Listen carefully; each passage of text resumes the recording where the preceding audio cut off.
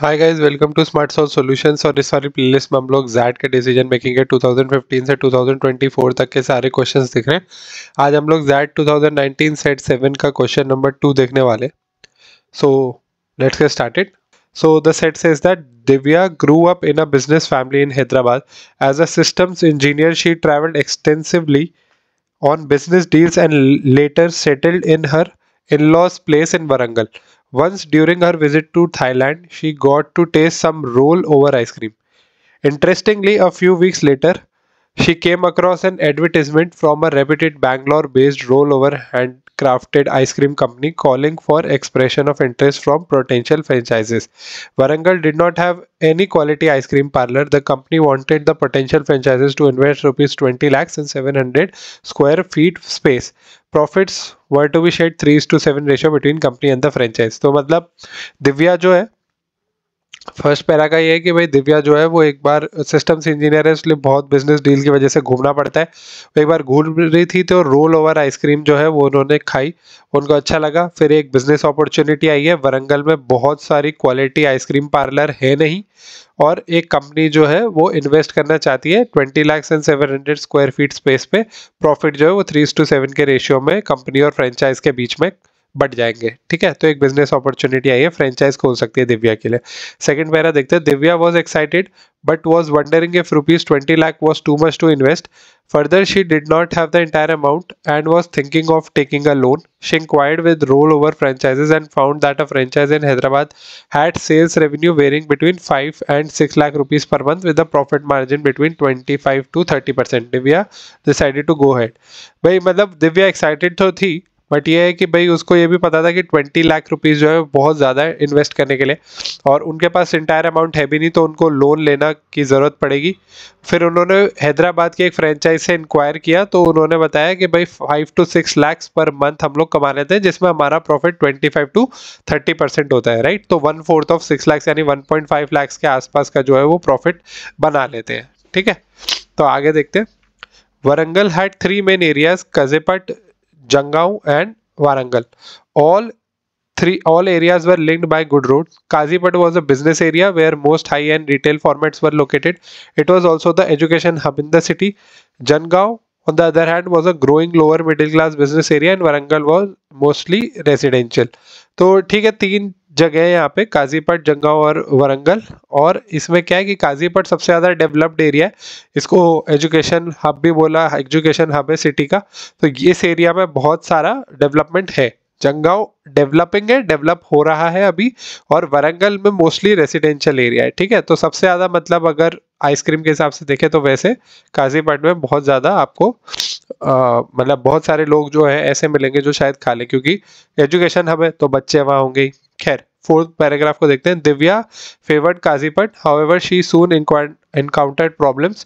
Not only was it difficult to obtain space in Kasipat, but property rentals touched 30 to 40 rupees per square feet per month, as against Jangaon and Warangal where it was 15 to 20 rupees per square feet per month. तो मतलब obviously मतलब काजीपट जो है वो ज़्यादा महंगा था, it was 30 to 40 rupees पर स्क्वायर फुट पर मंथ, और जंगांव और वारंगल जो थे वो 15 to 20 रुपीज़ ही थे।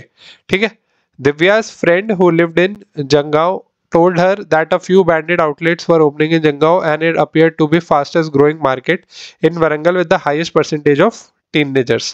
But Divya was not in favor of Jangaon. She hoped to target college going crowd of Kazipat.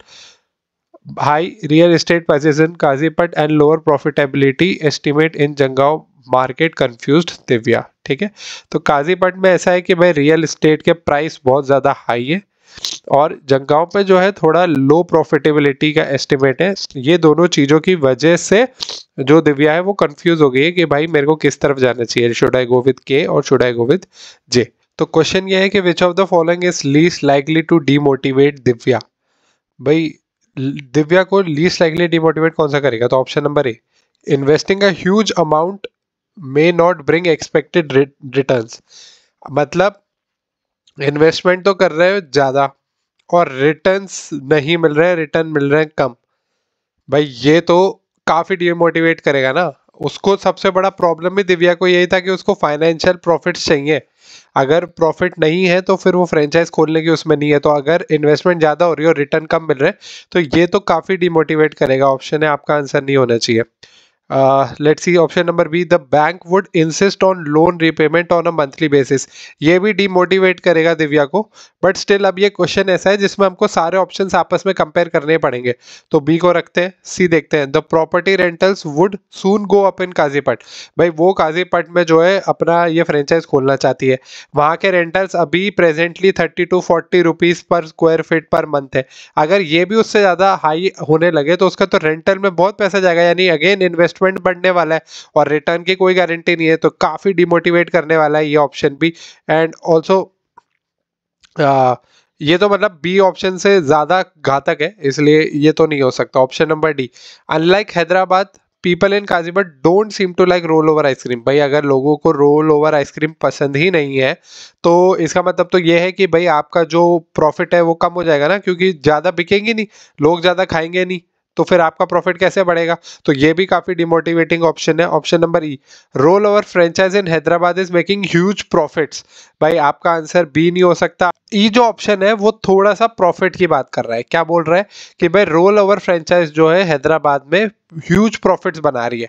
अब इवन दो हमें पता है कि भाई ऑप्शन अगर किसी और जगह पर ए पर कुछ हो रहा है तो उससे बी पे असर नहीं पड़ता, लेकिन ये क्वेश्चन एक ऐसा क्वेश्चन है जहां पे हमें देखना पड़ेगा कि लीस्ट लाइकली डीमोटिवेटिंग कौन सा है। तो ये जो बाकी के चार ऑप्शंस हैं इनसे लीस्ट लाइकली डीमोटिवेटिंग है कि चलो ठीक है कहीं तो प्रॉफिट बना रहा है ना, तो हो सकता है यहाँ भी बना ले। बाकी ये चार ऑप्शन तो इससे ज्यादा डीमोटिवेटिंग है। तो क्योंकि ई लीस्ट लाइकली है इसलिए हम ये आंसर चूज कर रहे हैं। ठीक है, तो आंसर हो जाएगा आपका option number E. Thank you for watching, I hope you like the video. अगर आप लोगों को कोई भी डाउट है तो मुझे कमेंट सेक्शन में जरूर बताइए। नेक्स्ट वीडियो में हम लोग सेट 7 के क्वेश्चन नंबर 3 के साथ मिलते हैं। Till then stay tuned to the channel and do like share and subscribe smart solve solutions.